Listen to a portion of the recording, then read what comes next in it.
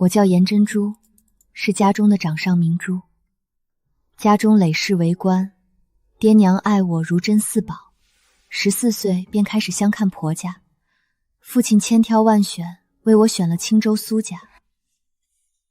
珍珠，明日你便要嫁去青州苏家了，娘有几句话一定要记在心里。女儿记着，娘亲说。你夫君苏二郎年少有才，一身书卷气，将来定能考取功名，不会委屈了你。你婆母刘氏是娘的手帕交，为人最是温和厚道，定然会疼你。多谢娘亲，女儿晓得。只是有一事，娘放心不下。你大嫂李氏，大嫂，那苏家长郎一次从山间跌落，被个农户女救了，两人有了肌肤接触。苏老爷为了负责，才聘了那女子做长媳。竟是农家女。那他会不会为难女儿？娘就是担心这个。你是十指不沾阳春水的大家小姐，她定然看不惯你的做派。长嫂占着辈分，平日里相处，那可如何是好？无妨，你婆母素来明事理，定然会向着你。你凡事多忍让几分。女儿记住了，娘亲放心。我的好女儿，委屈你了。明日出嫁，娘不能陪在你身边，你要好好照顾自己。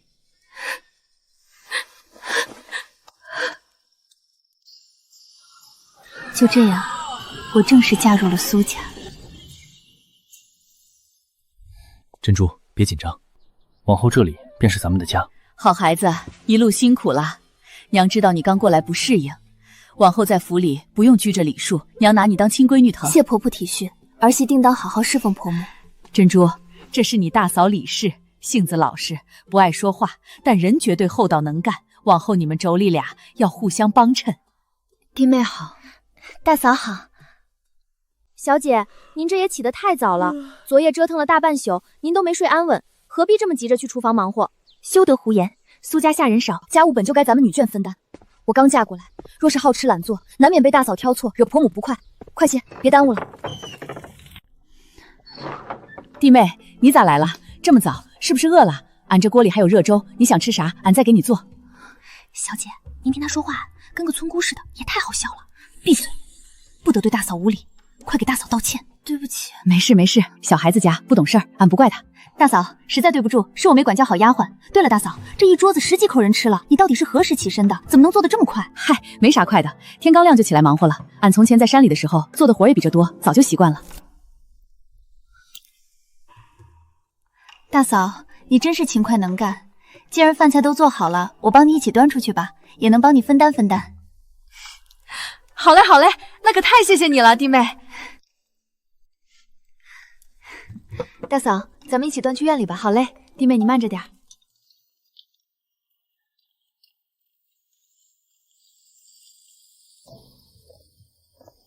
好了，用膳吧。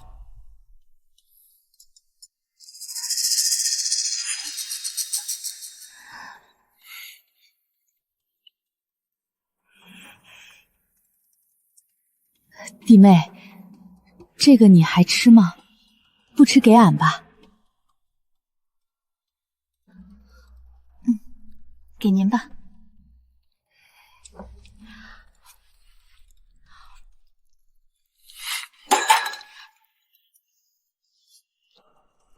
小姐，您瞧见没？那个李氏真是，竟直接拿着筷子往小姐碗里夹肉。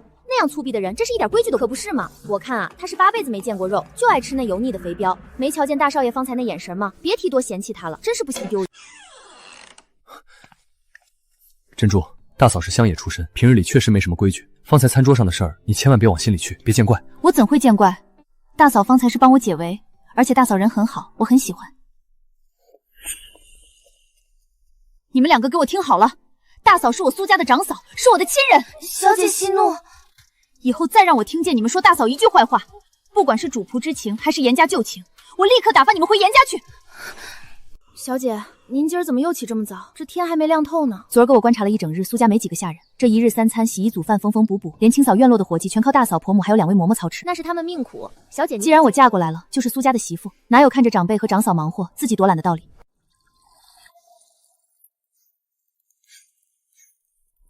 大嫂，我来帮你。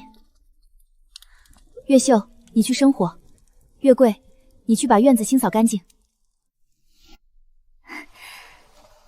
大嫂，你看我还能做些什么？这个，弟妹，你平日里在家啥事做得熟手？那个，你别切菜，容易切手，要不你去和面吧。好，听大嫂的。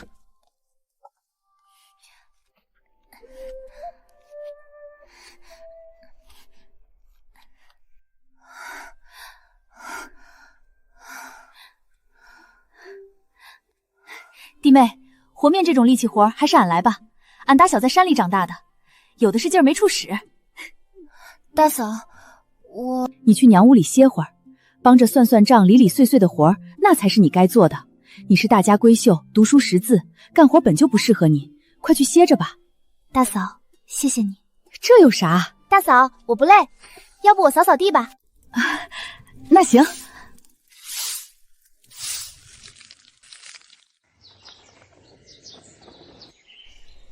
兰姐，跟二婶念，这也是个草字。离离原上草，一岁一枯荣。二婶，兰姐念的对吗？兰姐真聪明，一个字都没落。弟妹，你瞧俺这手只会补个窟窿，你绣的那花跟活的一样，能不能教教俺？这有什么难的？大嫂，你只是手劲儿大，心细着呢。才艺要看走线，这袖口刺绣加个如意纹，大哥穿出去才体面。这衣服穿的可合身。难为你还知道这纹样，今日在书院，旁人倒是多看了两眼。那是弟妹教的好。既然学了，就多学点大家闺秀的文雅，整日盯着灶头，大字不识几个，穿的再好也是白瞎。妹子，不，弟妹，你真的太聪明了，俺这笨脑子真是没用。大嫂，你才聪明呢，这精细活教1-2次就会了。大哥那是读书人的性子，你别往心里去。珍珠，书院今日事务多，回来晚了。夫君辛苦了，先换件干净衣服。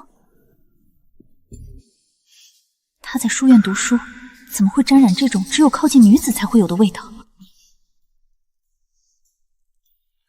夫君，这衣裳上的味道到底是怎么来的？前2日便有，今日竟还没散。这书院人多眼杂，约莫是哪位同胞不小心沾上的，我哪知道？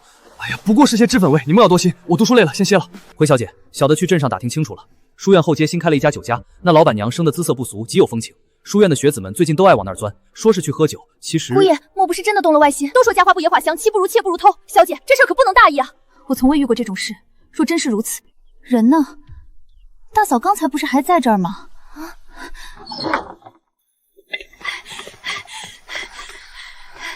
弟妹，别怕，擀面杖俺已经拿好了，走，咱这就去和那个贱人拼了。大嫂，你这是？对，去问清楚。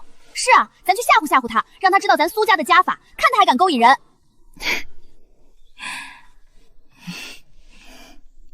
多谢你。娘子，你这么看着我做甚？夫君，你这几日身上为何有那酒家女的香油味？哎呦，我的好娘子，当真是误会，那是书院的甄夫子看上了那老板娘，非托我去代为传信。我送信时，那老板娘存心逗弄我几句，这才沾了些头油味道。娘子，你我都曾相信我万不会做这些混账事。原来真的是甄夫子。弟妹，幸好你没听我的，俺这性子急，差点惹了祸。还是你这样有学问有本事的好，不像俺，你大哥总说俺事事都做不好。大嫂，你别妄自菲薄，你很好，又勤劳又能干，比我强多了。俺哪有你说的这么好？你们俩都好，咱们苏家能娶到你们俩，那是天大的喜事。素娥，跟你说了好几遍了，别总说俺，要说我。知道了，娘，我知道了。我要纳妾，我就是要纳越秀过门。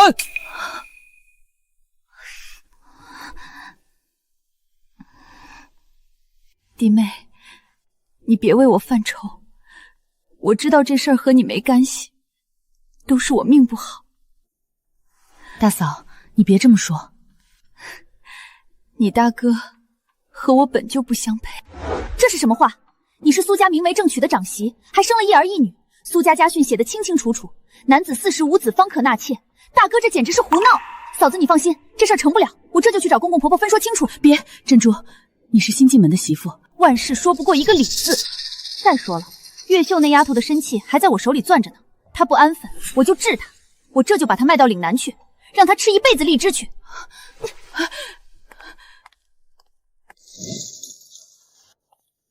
爹娘，你们就可怜可怜儿子吧。我整日和那个粗鄙的蠢妇相对，我这心里苦啊，我早就受不了了。大郎，可你媳妇儿毕竟……我又不是要休妻，难道连纳个妾都不行吗？你们二老就心疼心疼亲儿子吧。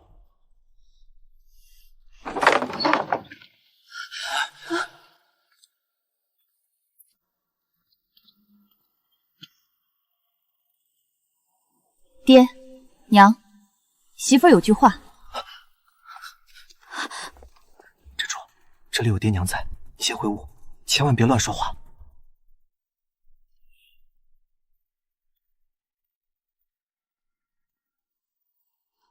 爹娘，媳妇嫁过来前，我娘曾千叮咛万嘱咐，说苏家是青州有名的书香门第，贵在家风清正，最讲气节。媳妇儿愚钝，有一事不明，苏家家训明明写着男子40无子方可纳妾，如今大哥膝下已有子聪和兰姐，儿女双全，不知为何大哥今日竟要公然破例。严珍珠，这是我们大房的事，你一个做弟媳的未免管得太宽了。如果祖宗是立下的家法，随随便便就可以违背，那苏家的家规岂不成了贴在墙上的摆设？若规矩能因人而异，那往后这府里的人是不是谁想怎么闹就怎么闹？那苏家挂在门头上的仁义礼智孝，岂不都成了哄骗世人的空口白话？若是如此，媳妇恐怕也不知该如何遵循了。小姐自从加入苏家，向来温和，今天这是怎么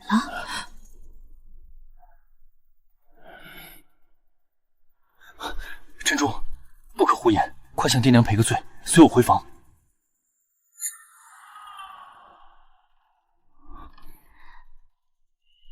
回房？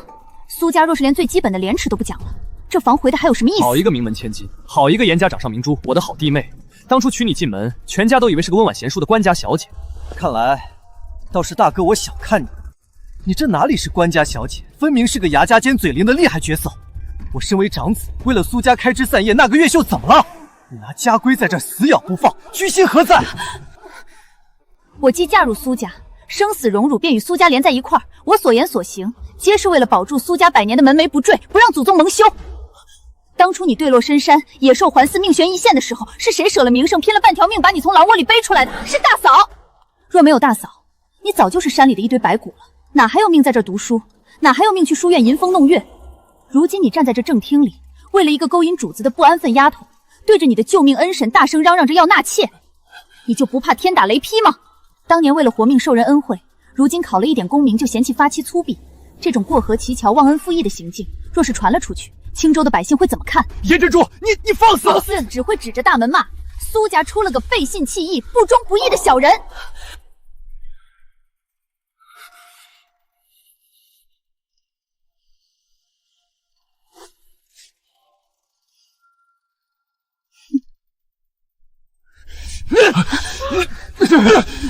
大哥，您这么瞪着我做什么？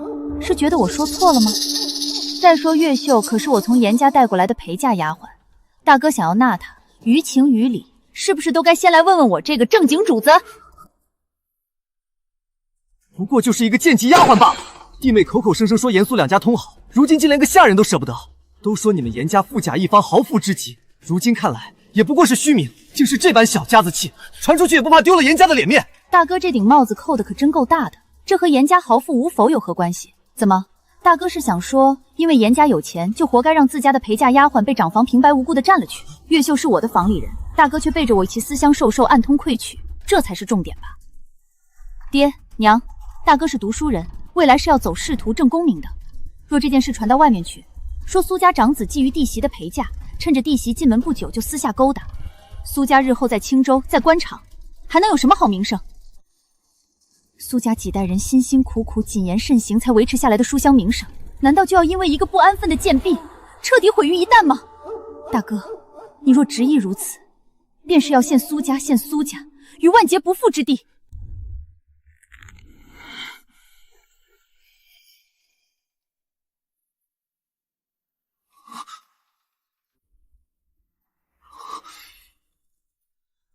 胡扯！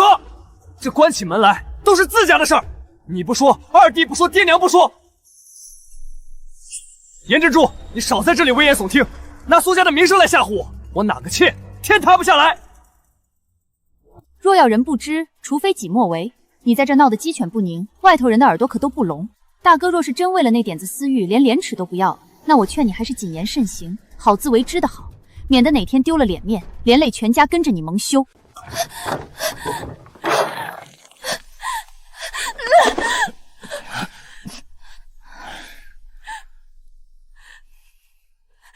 小姐，求你成全了奴婢吧。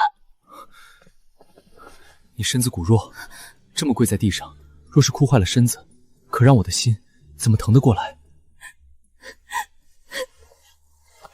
小姐，千错万错都是奴婢一人的错，求小姐发发慈悲，让奴婢留下吧。只要能陪在大爷身边，奴婢将来一定临阵绣马，会做牛做马，好好侍奉大爷，更会没日没夜的侍奉大奶奶，绝不敢有半点非分之想。郝月秀，我竟不知你受了这么多委屈，还如此明事理。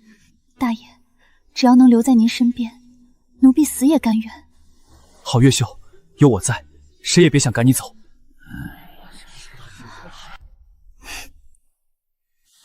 夫君，你瞧瞧，这还真是情深意重啊。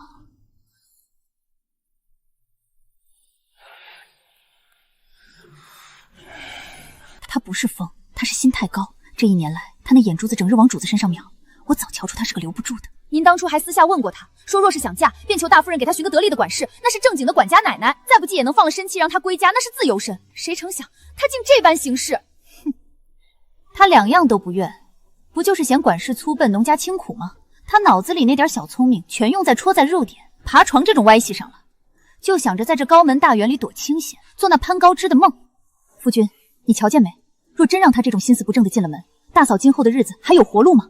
大嫂性子软，若这月秀是个不安分的，这后宅怕是永无宁日。何止此立大器，这苏家辛辛苦苦经营的门风，怕是比那纸糊的还要脆，不出3、5年便要败个干净。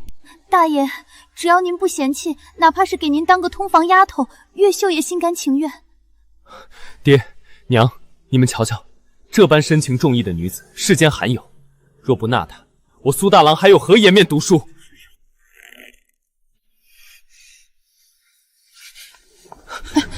好一个深情重义！月秀，你想在这宅门里舒舒服服过日子，也得看我这个主子点不点头。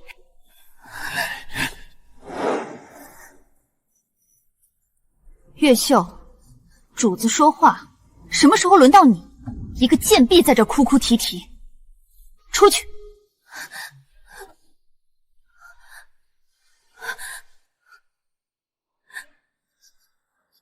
小姐，婢子只是对大爷真心实意。闭嘴！这里没有你说话的份儿，滚出去！严珍珠，你放肆！月秀现在是我的人，等过了门，她也是苏家的姨娘，按一份也是你的长辈，你在这儿冲谁大呼小叫？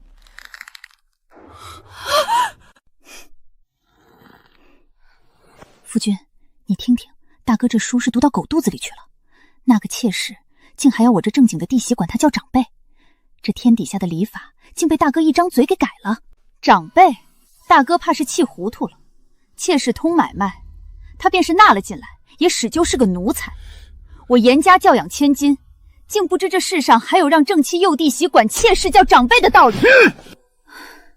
早知道苏家有这么个不分尊卑、是非不分的混账儿子，我当初真不该踏进这道大门。大哥，你越说越不像话了。长辈二字，岂能乱用？简直是荒唐！慎言，慎言！怎么，二弟，你现在是得意了？你娶了严家的大小姐，背后有严家撑腰，事事如意，全家都捧着你，我那丫鬟都不行。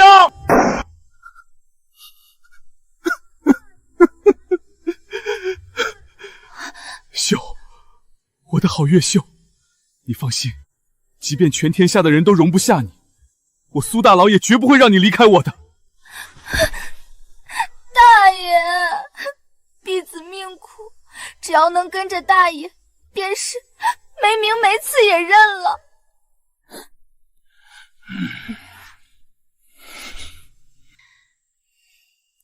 我本想着大家亲戚一场，没想过要把事情闹得这么难看。可既然你们连半点脸面都不要，那我也没必要再客气。月桂，你现在就出门，去东街把那个孙牙婆给我叫来。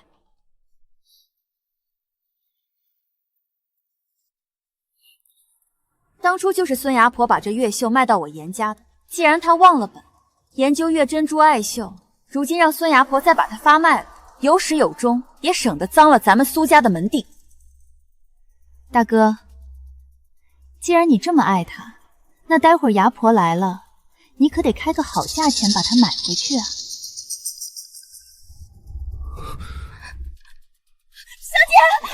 小姐不要啊！婢子知错了，小姐，求您看在多年情分上，饶了婢子这一次吧，不要把婢子卖给孙牙婆，婢子真的错了。情分？你爬大哥床的时候，可曾想过与我的情分？你挑唆，快点与过来！苏府大防不和的时候，可曾想过苏家的名节？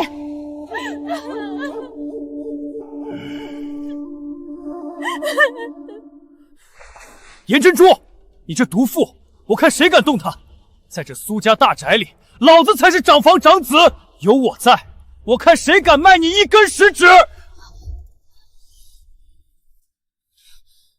都给我听好了，谁敢放那孙牙婆进来，我就打断谁的狗腿！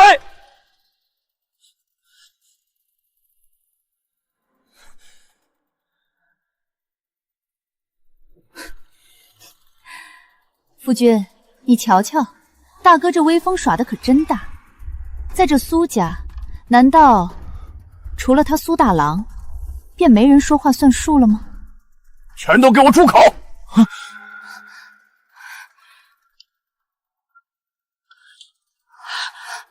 月秀，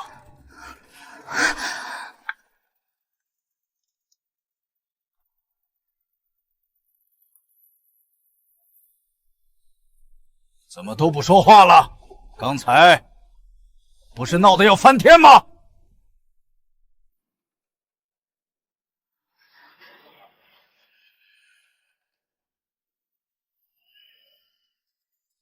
看看你们现在的样子，在这儿正厅里当着下人的面拉拉扯扯，口出狂言，这个家到底还有没有家规？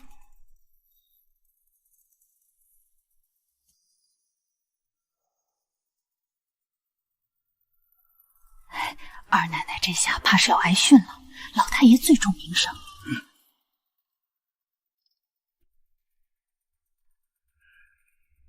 珍珠，你虽是名门出身，可动辄就要发卖奴婢，这终究不是积善之家书香门第的所为。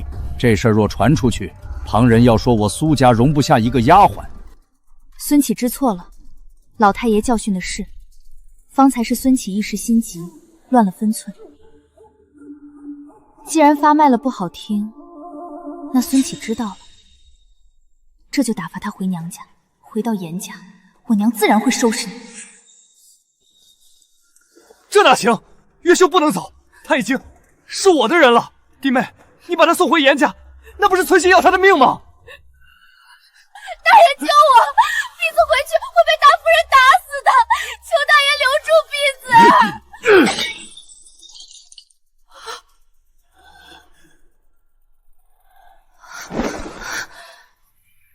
够了！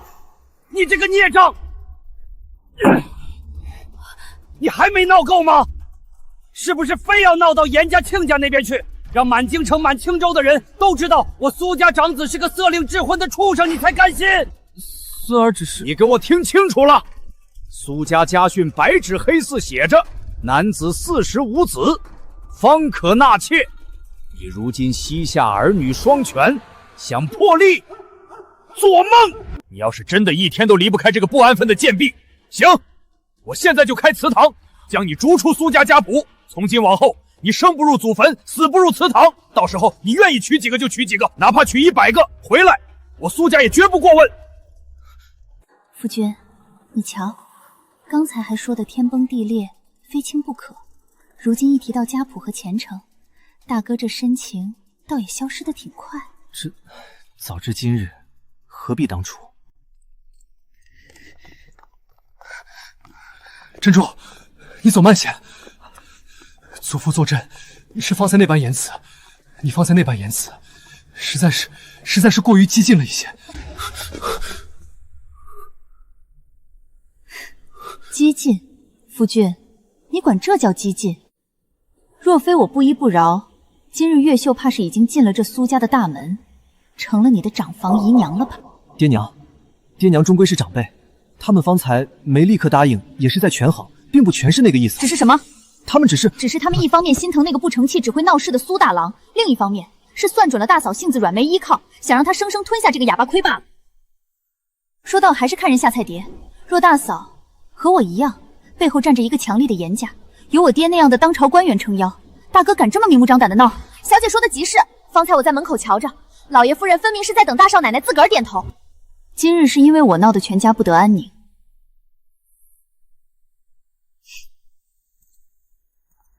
祖父为了压下家丑，才被迫出来主持大局，逼着大哥放弃这念头。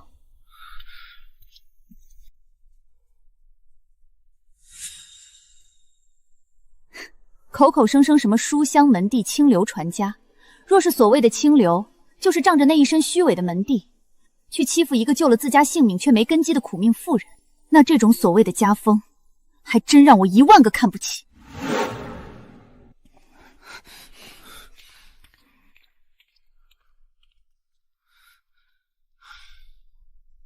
您开门啊！您说我是您的心心妻子，你不能眼睁睁看着我被带走啊！丧门星，滚！快把他拖走！诚心让我……大爷，您开门！你说我是您的心尖子，你不能眼睁睁看着我被带走啊！丧门星，滚！快把他拖走！诚心让我在邻里作坊面前丢尽脸面，是不是？滚远点！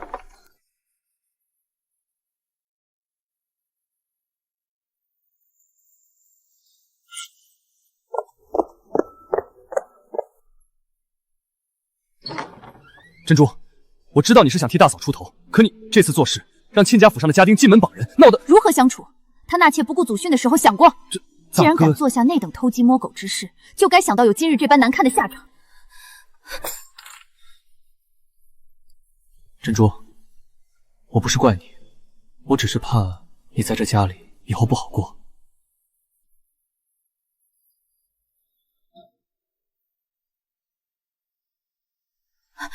小姐好，瞧见了没？这位二奶奶可不是个省油的灯，连大爷的脸面都敢当众往地上踩。老太爷虽没发话，可这2日进餐时的脸色，你们自个儿品品。珍珠，你可知道，今早我去给爹娘请安，他们的语气里都透着几分意思，连祖父那儿也少有的没给我好脸色。我当然知道，我不光知道他们有意见。姑爷，亲家夫人上次来信还说小姐呢，说越秀的事大可以默不作声，先把人骗回严家，后头怎么处置都随严家心意。那是老成持重，可我就是一时气不过，凭什么大嫂要受这种窝囊气？凭什么越秀在那儿作威作风，我还得迁就她？珍珠，你懂不懂事缓则圆？哎，我当初怎么就没想到，你竟是个如此嫉恶如仇的性子。嫉恶如仇怎么了？这又怎么了？我是爱着他升官了，还是爱着他发财了？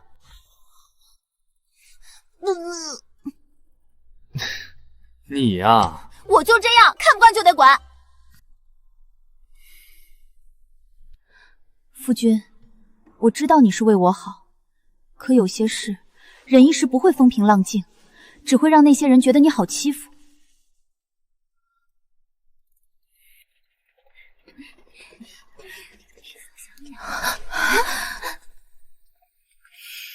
听说了吗？老爷私下里都说二奶奶太跋扈，连大房的事儿都敢横插一杠子。可不是嘛，大爷这2日见谁都冷着脸。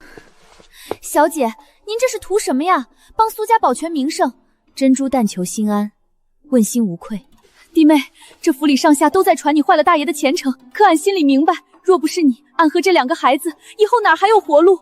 谢谢二婶，爹爹虽然不高兴，快起来，只要你们母子平安，我说几句闲话又算什么？但我和妹妹知道二婶是好人。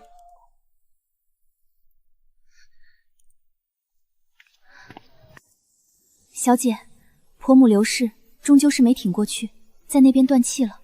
到底没能让婆母亲眼看到孩子出生。弟妹，别哭，月子里掉泪最伤身。婆母走了，弟妹别怕，俺这身体壮，总能想到法子。孩子虽然瘦，只要有俺在，绝不让他饿着。熬的第3晚了，小少爷哭的嗓子都哑了。可您这……我这身子怎么就这么不争气？如今连口奶水都给不了孩子。弟妹，快别哭了，月子里掉眼泪，往后眼睛还要不要了？嬷嬷，快把俺家那个抱过去。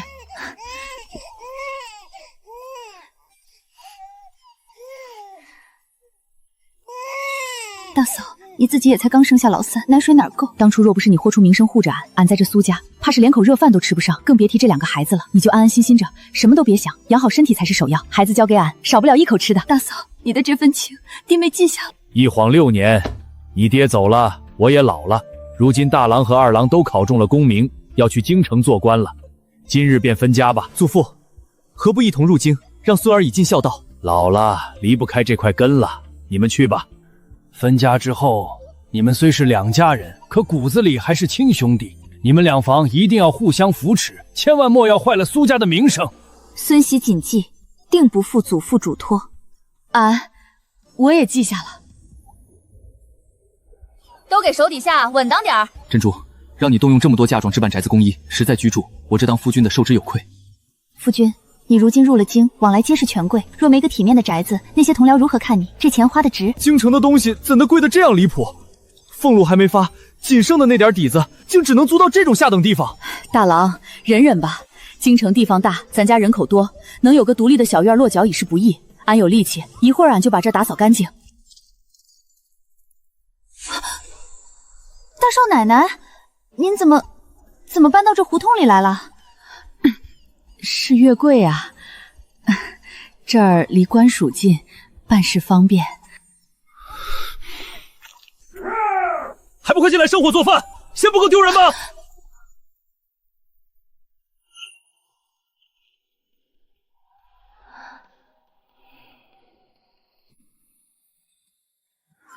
小姐，您都瞧见了，大少奶奶她……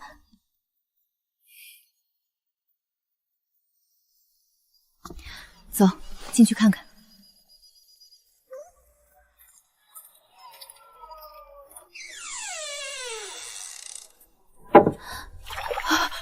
弟妹，你怎么来了？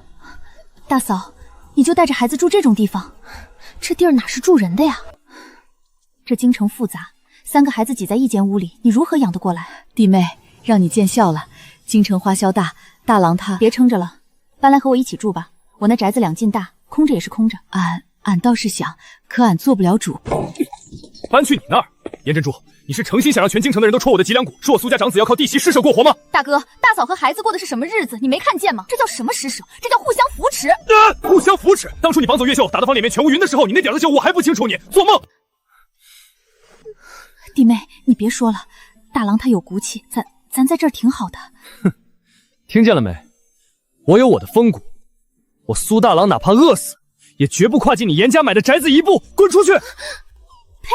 他还真把自己当个人物了，拿官俸去酒楼花天酒地，回了家连口热肉都不给孩子吃，这也叫有骨气？真有骨气，就不会自己大手大脚花天酒地，反让老婆孩子过苦日子了。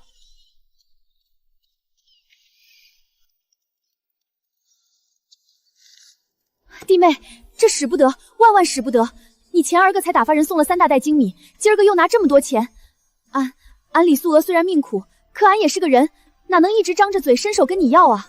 大嫂，你我筹立一场。子聪如今年岁大了，正是长身体的时候，兰姐也快到了相看的年纪，总得攒几件像样的首饰。是大少奶奶，您若是不收，小姐夜里就要睡不安稳。是俺没用，俺连给孩子买口新鲜肉都得算计半天。弟妹，俺这几日翻来覆去的想，有个想头。子聪和兰姐再过几年就要成亲赶考，这花费光靠你这么偷偷摸摸的贴补，终究不是长久计。大郎那个性子你也是知道的。大嫂，你尽管说，我听着。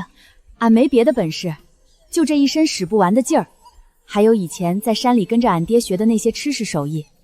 俺想着俺能不能去胡同夜口摆个小摊子？摆摊？俺做的炸丸子，以前在老家的时候，邻居们闻着味儿都能找过门来。还有那卤肉，一锅出炉，半条胡同都是香的。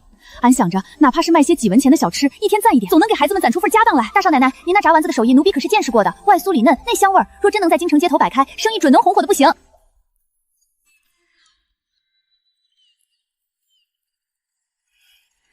大嫂，你的手艺我自然是信得过的，只要摊子支起来，挣钱那是迟早的事。可是这件事，苏大郎能同意吗？他如今好歹也是个京官，平日里最是自别清高，把那读书人的脸面看得比命还用。俺还没敢跟他说，俺怕一张嘴，他就得把俺的摊子给砸了。大郎，俺跟你商量个事儿，咱进京也有些日子了，家里开销实在大，俺想着，俺能不能在街头支个小摊子，卖点炸丸子和卤肉，总能给孩子们挣出点嚼用来。摆摊？你是说让我苏大郎的夫人，堂堂京官的正妻，去街头抛头露面卖油炸丸子？俺的手艺好，邻居都夸。不许去，绝对不许去！李素娥，你也不看看我现在是什么身份？我如今在京城为官，若是让同僚知晓我的发妻在街头抛头露面卖卤肉，我苏大郎这张脸还往哪儿搁？我以后还怎么在官署立足？可是子聪和兰姐往后成亲考学，哪样不花钱？光靠你那点俸禄，你还有脸提钱？你看看人家二房，颜珍珠进门时抬了多少嫁妆，那宅子那摆设哪样不是顶好的？还不是因为你娘家清贫。若是你当初能和弟妹一样，带过来这般丰厚的陪嫁，我何至于在二弟面前抬不起头？我也能像二弟一样，过上锦衣玉食的好日子。都怪你这个没用的东西，拖了我的后腿。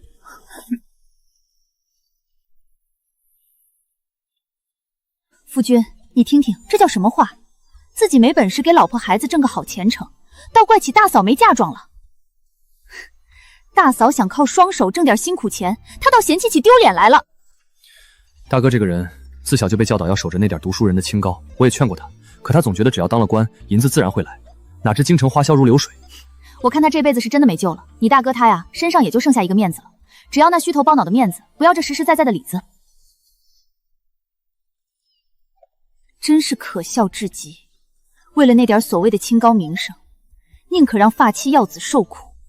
这官做的，我看也是糊涂到家了。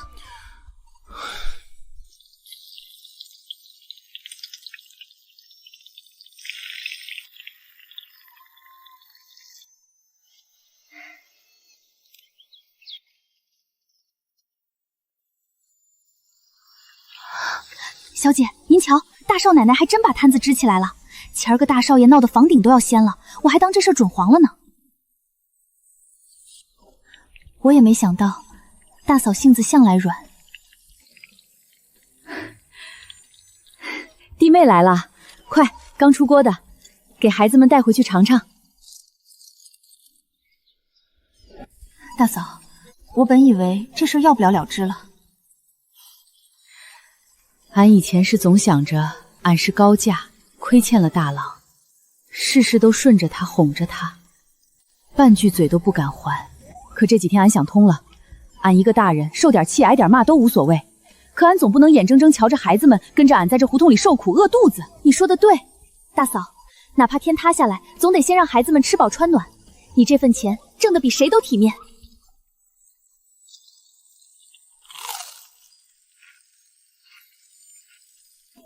老板娘，老板娘，你这丸子劲道，卤肉更是绝了，明天我还来。好嘞，您慢走。月桂，你发现没有，大嫂是真的变了。从前的她唯唯诺诺，连大声说话都怕，现在的她倒像个能撑起一大家子的主心骨了。炸丸子嘞，刚出锅的炸丸子。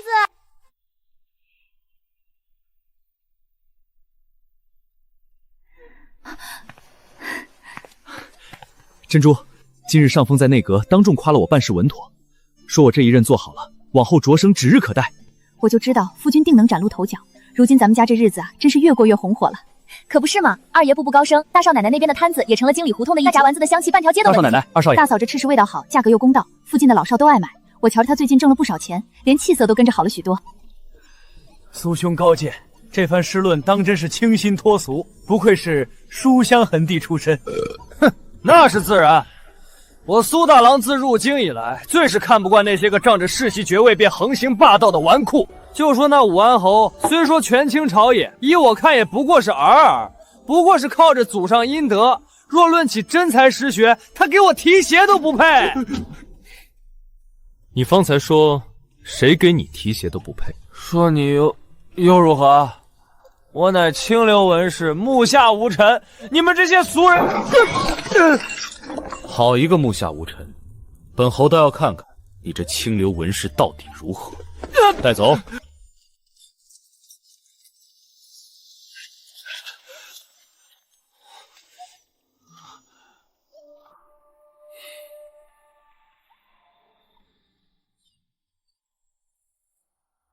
这些没脑子的读书人，平日里端着清高的架子，真当本侯没脾气？侯爷，这苏大郎在大庭广众之下出言不逊，若不严惩，京城里那些书生怕是都要翻了天了。哼，杀一儆百，把他给本侯关死在大牢里。苏大郎！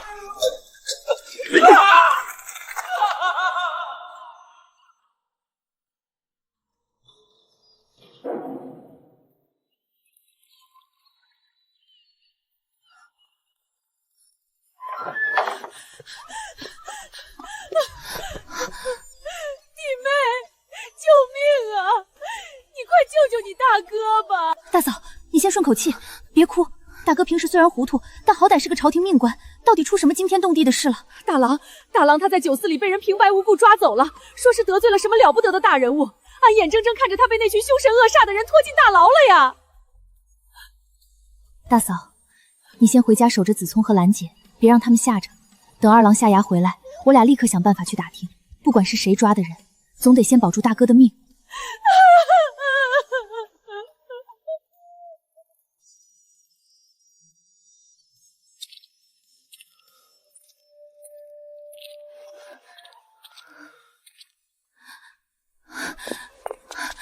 夫君，你可算回来了。大嫂今日在咱们府里守了大半日，眼睛都快哭瞎了。她说大哥在酒肆里被一群来路不明的人抓进了大牢，这到底犯了什么泼天大罪？你快想想办法，能不能拖拖同僚，先把人捞出来？捞人？珍珠，你知不知道他这次惹到的是谁？是武安侯，那个当朝最横、杀人不眨眼的武安侯。武安侯？那是皇亲国下，哥怎么会惹上他？他平日里虽然狂妄，但也该知道轻重啊！偏心大哥昨日喝了黄汤，竟当着宾客面编排武安侯。他倒是有大本事，这天子脚下哪位大人不是小心谨慎、谨言慎行的？偏他苏大郎骨头硬，非要在这种掉脑袋的场合显摆他那文人风管。小姐，大少爷这哪里是清高啊，简直是自往铡刀里送，还带累了全家人。这万一要是武安侯迁怒下来，他这分明是酒后狂言，被人钻了空子当枪使了还不自知。如今武安侯随随便便定了个冲撞御家之罪，人已经关在死牢里了。我今日跑了一整天，那些平日里称兄道弟的同僚，个个吓得闭门谢客，我是真不知道该如何是好了。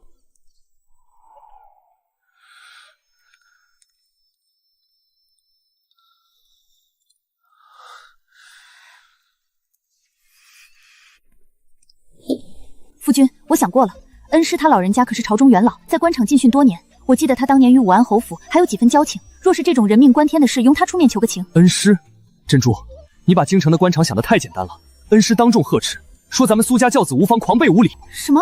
恩师竟然已经知道了？何止是知道，现在满朝文武谁不在看咱们苏家的笑话？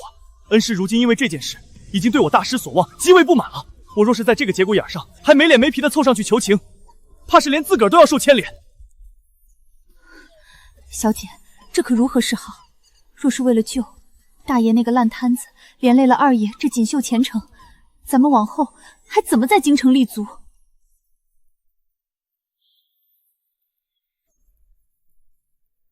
说真的，夫君，想到苏大郎这些年对大嫂的种种作践，夫人，我真恨不得他这辈子都大牢里，就此消失，省得再会祸害咱们苏家。我何尝不恨？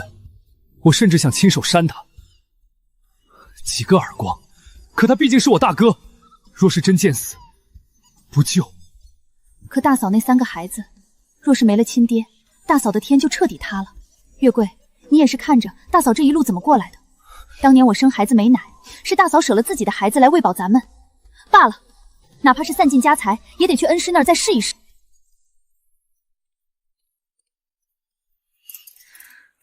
真是前世欠了他的。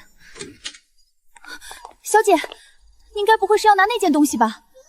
那可是夫人千叮咛万嘱咐，要您留着传家的呀。拿去吧，这可是阎立本的真迹，当世孤品。我记得恩师他老人家最是痴迷阎立本的画作。这可是严家的传家宝，是岳父岳母给你压箱底的。舍得？我自然是10000个不舍得。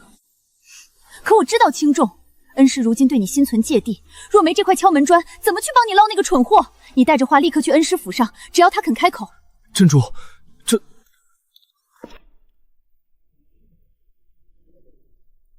珍珠，这万一恩师收了话却办不成事，或是武安侯压根不买账，咱们岂不是鸡飞蛋打？要不，咱们再想想其他的法子。哎呦，娘子疼，快松手！还合计什么？大哥在死牢里等死，大嫂在家里哭得快断气了，你还有心思？苏二郎，你给我听清楚了，你以为我做这些是为了谁？我是为了大嫂，我是为了兰姐、葱老三，不能让他们小年纪就没了爹。你放弃苏二郎，你现在就给我带着话去恩师府上，哪怕是跪，也得给我把你大哥捞出来。月桂，你还记得吗？我头一天嫁进苏家，全家人盯着我，看我不吃肥肉，看我不合群的笑话。奴婢记得那时候苏大少爷的眼神像是要把小姐看清到泥里，是那样的处境里，大嫂顶着大哥的白眼，硬生生把那块恶心的肥肉接了过去。那是我来到苏家收到的第一份善意。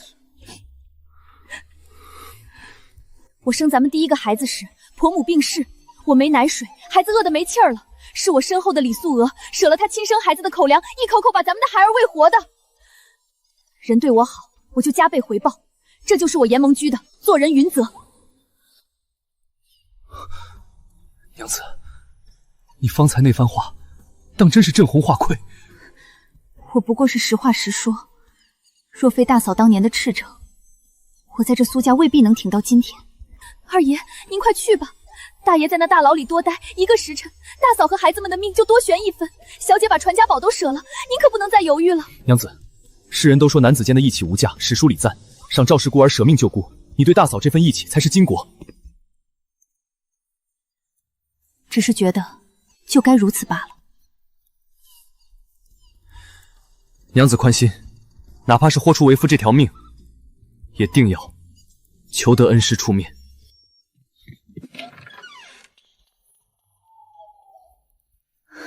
小姐，话送走了，您的新鞭子可就？话没了可以再寻，可若是这时候见死不救，大嫂的心寒了，苏家的根也就彻底烂了。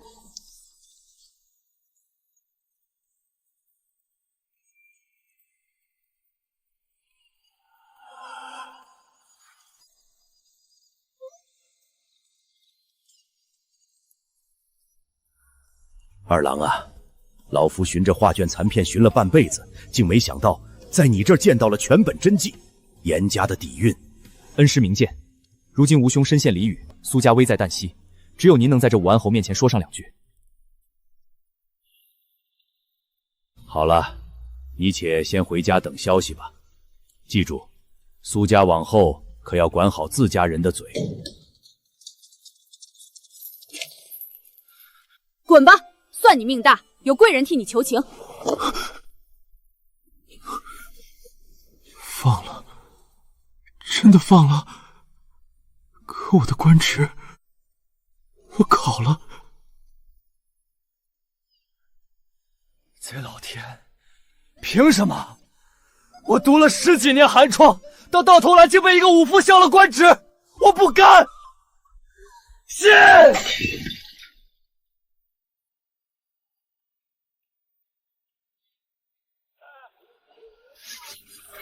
小姐，您瞧大爷那副蠢样，为了救他，您连传家宝都舍了。他倒好，回来就只会借酒撒泼，这就叫蠢人。官职没了，这10几年寒窗算是付诸东流。弟妹来了，大郎他想喝就让他喝个够吧。子聪，火大些，丸子要出锅了。大嫂，你如若再有难事，记得叫我。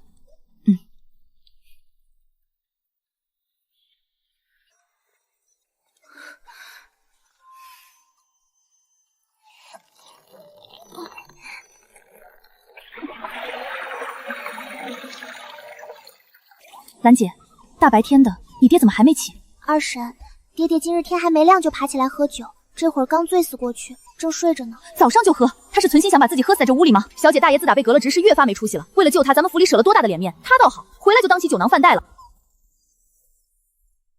大嫂，大哥这样下去，终究不是个法子。他才30出头，正是壮年，总得找些正经事情做，哪怕是去书馆抄书，也比在这烂掉强。算了，弟妹，俺现在倒觉得他这样挺好。他这种人没那个做官的命，偏偏生了颗不安分的心。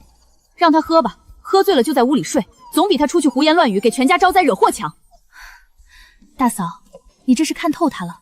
俺以前觉得他是文曲星下凡，得供着，现在瞧明白了，他这性子，做官那是害了他，也害了咱们全家。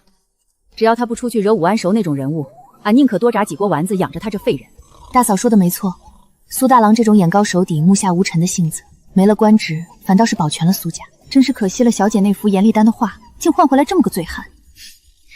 话是给大嫂换的，只要大嫂和孩子们能安稳，那话就不算白费。夫君，今日我去瞧大嫂，大哥那副烂泥样，你是没见着？大白天的喝得醉生梦死，这样下去，他这人非得彻底废了不可。可不是吗，二爷？大爷现在整天不出屋，家里全靠大少奶奶出摊撑着，咱们总得寻件正经事让他去做，堵住他的嘴，也让他有个营生。我也正愁这事。其实大哥那肚子里的墨水并不差，学问是有的。我想着，要么送他回青州老家做个夫子，好歹清静。回老家？他那爱面子的性子，丢了官职回去，能受得了乡亲们的眼光？所以我还想了条路，去行商。虽然读书人看清商贾，可京城开销大，行商来钱快。大哥，这么醉下去不是法子，要么回青州做夫子，给祖父做个伴。回青州？你是想让我被那些同窗笑话死吗？那行商呢？虽说辛苦，但离了这京城，谁也不识得谁。大哥，你若实在觉得行商辱没了身份，那便回青州。做夫子这辈子都翻不了身，行商我去。这是我筹措的100两本钱，既然他愿意去，我也不能看着他空手套白狼。小姐，这可都是您的私房钱，只要他能自食其力，别再拖累大嫂，这钱花得值。珍珠，谢谢你。我前年曾帮过一个姓张的富商处理了一桩麻烦事，他也算欠我个大恩情。我已修书一封，让他带着大哥走货，由他带路，我也放心些。苏大人放心，前年若非您仗义直言，张某早已倾家荡产。您的亲大哥，就是我张某的亲兄弟。大爷，您只管跟着我，这行商的弯弯绕绕，人脉路线，我绝不藏私，定全交给您。那就有劳张老板了。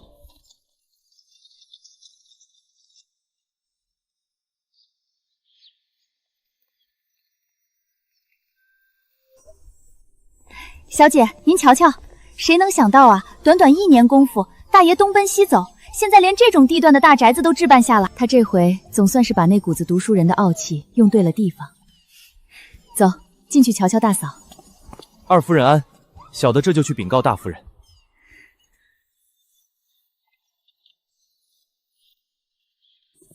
弟妹，你可算来了，快把刚送来的贡茶给二夫人沏上。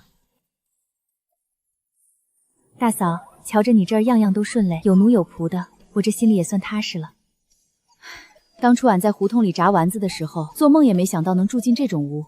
这都是大哥争气，也是大嫂你苦尽甘来。都说人生无常，可不就是吗？1年前他还是个蹲在牢里等死的罪臣，如今摇身一变，倒成了京里有名的阔绰富商了。大哥这回出门又有段日子了吧？是啊，他如今日子过得顺，行商劲头也大，动辄半年不回家。这京城的大宅子虽好，可一年到头倒像是我带着孩子守着空房。他总不在家，大嫂你一个人操持这么多奴仆和家务，受累了？累倒不怕，他不在，这家里外外反倒清静，俺想怎么管就怎么管，没人整日里在耳边嫌俺这粗鄙那没学问。俺现在啊，只管操持好这家务，养大3个孩子，心里比什么都强。大少奶奶如今这算账管人的手段，比起咱们府里的管家也不差呢。你说的对，人总得往前看。大嫂，你现在这模样，真叫我佩服。弟妹，实则这一天下来，并不觉得累。怎么不累？这烟熏火燎的，还得站一天。我是觉得大郎动辄半年不在家，俺回了那大宅子坐着，也是对着4面墙，在这儿反倒有些事做，心里踏实。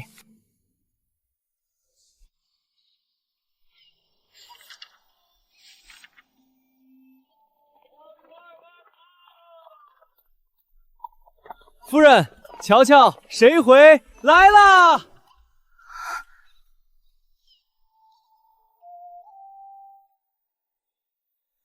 小姐，这姑娘瞧着可不是正经人家的。素娥，这是我在余杭结识的姑娘，她一路上悉心照顾我，我已决定今日便纳她为妾室。既然大爷想好了，那便进屋吧。去把东侧的那间空屋子打扫出来，拨2个使唤丫头过去。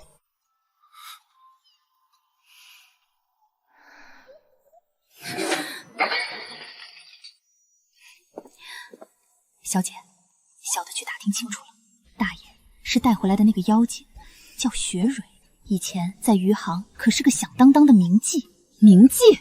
听说是见自己年岁渐长，吃不了青春饭了，正巧碰上大爷这个手里钱又好面子的阔绰富商，便想着找个归宿。这雪蕊手段了得，把大爷迷得五迷三道的，这会儿正嚷嚷着要大办喜场，纳他进门呢。纳妓为妾，这都是什么荒唐事？咱们苏家好歹也是书香门第，难得消停了2年，竟又出这种幺蛾子。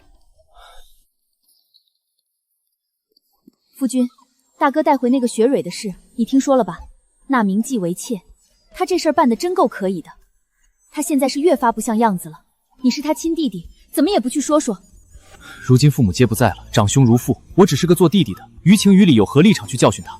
更何况他现在已经没了官身，顶多是外面名声不好听些，在大周律例下，谁也拦不住他纳妾。早知道他有了钱就这样糟蹋家风，当初在大牢里，我就该让他烂死在里面得了。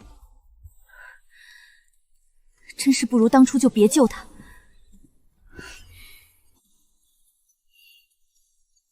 我知道你心疼大嫂，别气坏了自己，不值得。好了，别气了，只要他以后做事不太过出格，随他去吧，咱们关起门过自己的日子便是。哼，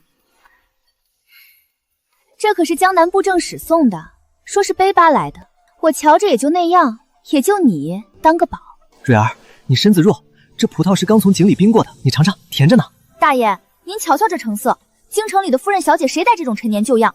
昨儿个我看中了东街那副镂空的赤金镯子，今日要是见不着，我就不吃饭了。买，只要我的蕊儿开心，别说是镯子，便是那杨芷玉的簪子也使得，我这就差人给你买去啊。大爷，午膳到了，今日做了焖鸡，又是这些腻味的东西。大爷，我想吃那西湖醋鱼，还要那东海送来的干贝熬粥。我这就吩咐人去做。这些个鸡鸭，也只有那些没见识的村妇才爱吃。是，夫人说的是。没听见蕊儿的话吗？去做，别在这现眼，整日里一身油烟味儿，成是什么体面？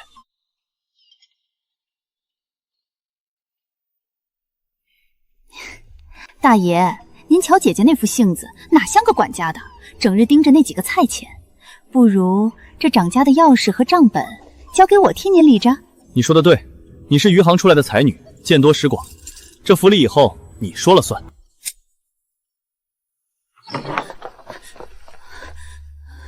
小姐，大少爷那边简直是乱了套了。又出什么幺蛾子了？那个雪蕊简直要把苏家搬空了，今天要金，明天要玉，连吃的都得是山珍海味。大少爷非但不拦着，反而事事都惯着他。现在整个京城都在传苏家宠妾灭妻。苏大郎还没那个胆子，恐怕未必。今日大少爷把掌家全交到那狐狸精手里了，现在大少奶奶领分月钱都要看那继子的脸色。掌家拳交给一个继子，他苏大郎读了这么多年的圣贤书，都读到狗肚子里去了吗？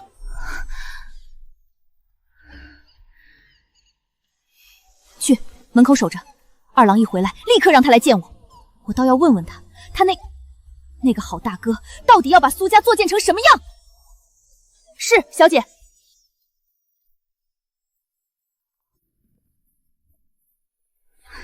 苏二郎，你之前怎么跟我保证的？你说只要大哥不太出格，随他去。可你看看现在，他把掌家权都交给了一个余杭回来的名妓。这确实是我没想到。京城里现在到处都在传苏家宠妾灭妻，你的同僚们可都长了耳朵，他们会在背后怎么议论你？他这样荒唐行事，难道不会连累你的仕途吗？是我糊涂了，大哥这次确实做得太过了。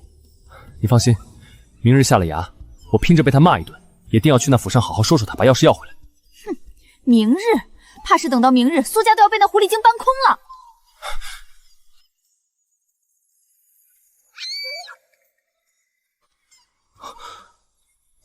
不好，定是大嫂那边出事了，怕是被欺负了。快，不能等了，咱们赶紧过去。好，备马车，咱们马上去。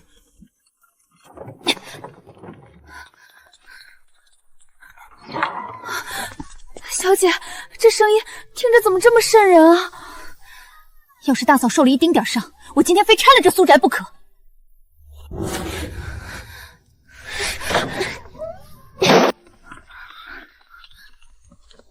大嫂，你没伤着哪里吧？这是发生了何事？二弟弟妹，你们可算来了，快救救我！这个刁妇她要谋杀亲夫啊！二爷救命！大姐她这是要打死我们啊！谋杀亲夫？大伯，饭可以乱吃，话可不能乱说。我大嫂一向是出了名的贤惠讲理，性子最是温顺。必然是大伯做了什么人神共进、非打不可的事，才会让我大嫂这种老实人动了家法吧。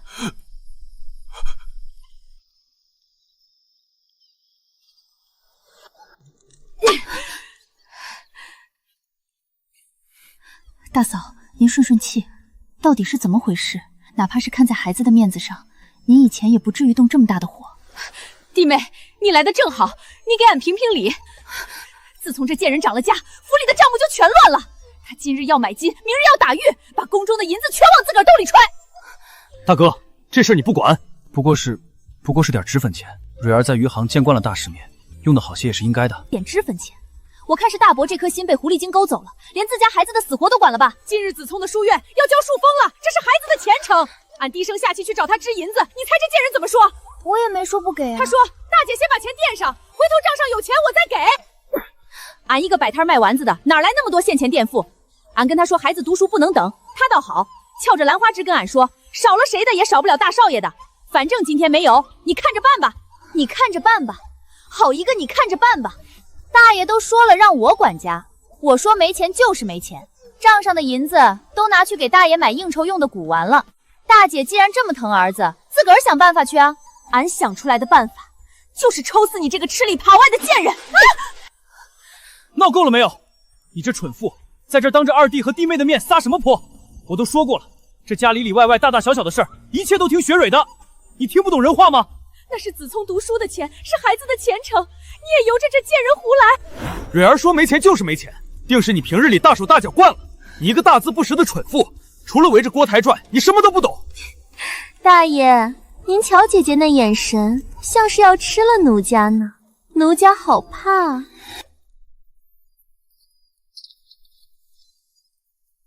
苏大，俺忍了你10几年，今日这日子，俺不忍了。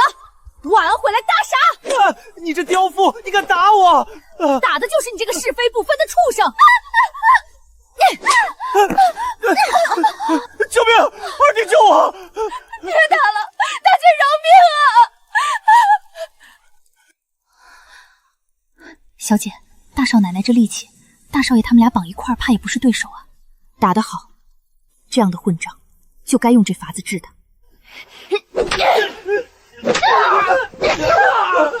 二弟弟妹，你们瞧瞧，这就是你们口中贤惠的大嫂李素娥，我要休了你！我现在就写休书！苏大，你敢听清楚了？今日在这院子里，当着二弟弟和弟妹的面，不是你苏大要休我，是我李素娥要休了你！混账！除了会仗着祖祖宗言的烂书，你还有啥本事？宠妾灭妻，这种没心没肺的日子，老娘不和你过了！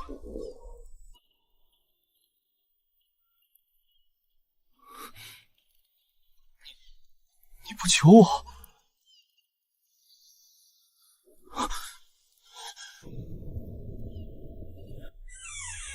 李素娥，你可想好了？出了这大门，你便不再是苏家的正头娘子，更没了我这万贯家财遮风挡雨。在这京城，你一个弃妇，除了饿死街头，还能有什么出路？大郎，这些年你总觉得俺离了你就活不成，可你忘了，当初在山里是谁背着你死死逃生的？是俺这双粗手。大嫂，离了那宅子，你带着3个孩子总得有个落脚的地方，要不……弟妹，你的好意俺领了。其实自打那没良心的发达了，开始往家里带那些狐妹子的时候，俺就知道早晚会有这么一日。大嫂，你早有打算。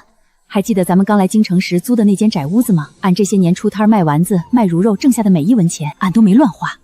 半年前，俺已经偷偷把那处宅子买下来了，连地契都托人办妥了。大少奶奶，您这主意定的可真远。这就是俺不愿放弃摊子的原因。那海浩堕了，靠山山会倒，枕边人有了钱，心就变了，才能护住这3个孩子。大嫂，是我小瞧你了。反正如今子聪和兰姐都大了，也懂事儿了，离了那个乌烟瘴气的家，俺的日子啊，只会越过越好。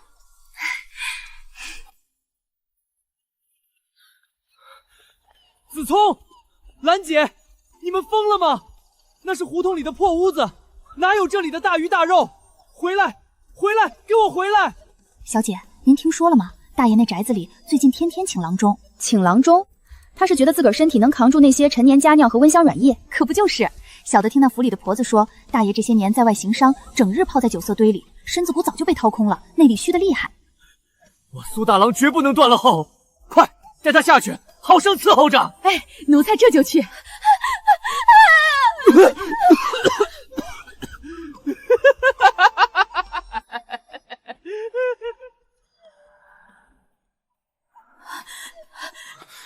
大爷没保住，已经6个多月了，是个成型的男胎啊！你说什么？男胎？老子的儿子没了！大爷，奴婢亲眼瞄见夫人在姑娘的安胎药里下了红花粉啊！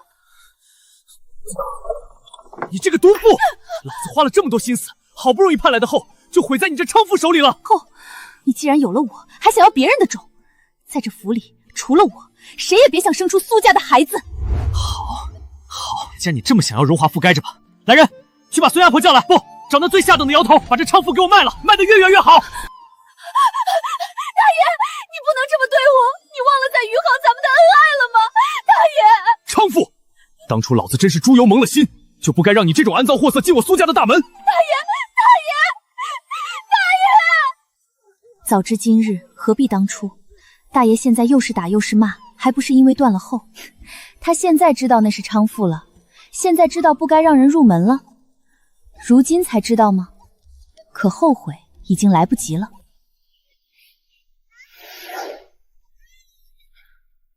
素娥，我来看看孩子们。这儿没你孩子。我悔了，这2年在那大宅子里，我一个人守着，心里空落落的。素娥，只要你肯点头让俺回来，重新接纳俺。苏大，你敢听清楚了？这么多年娶了俺，你总觉得自个儿去了财吃了亏。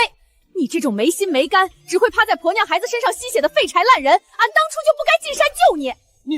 你如今有了几个臭钱，竟这般泼了。哼，如今俺明明白白告诉你，俺李素娥看不上你，更看不上你那几两脏银子。你给俺快滚，滚得越远越好！素娥姐说得好，说得妙，说的简直是呱呱叫。大少奶奶，您方才那推人的劲儿，真是威风极了。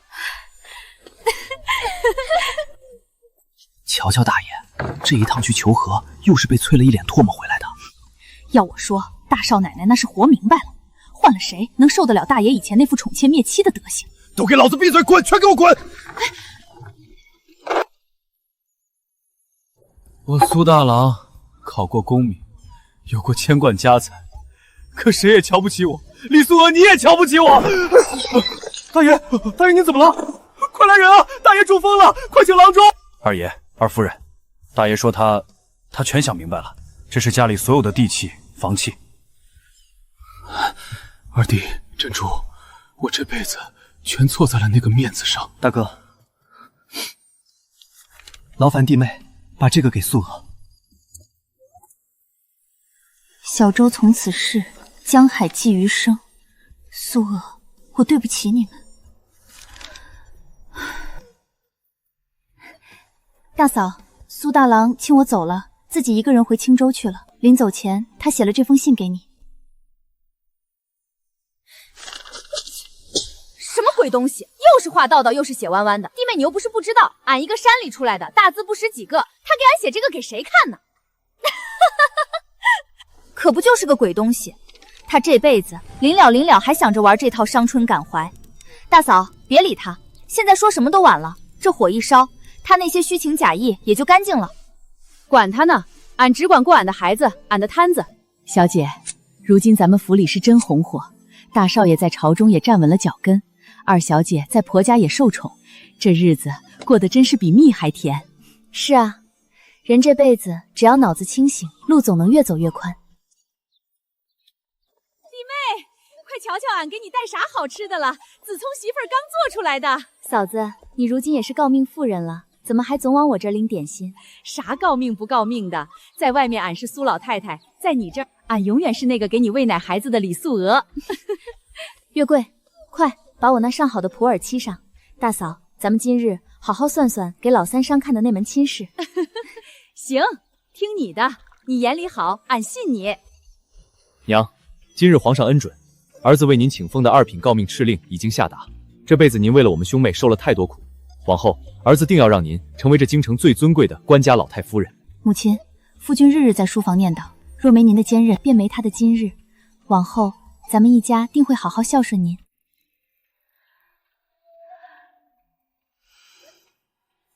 好孩子，快起来，俺这一辈子值了。弟妹，你记不记得俺小时候在山里有个走街串线的算命先生，说俺命好。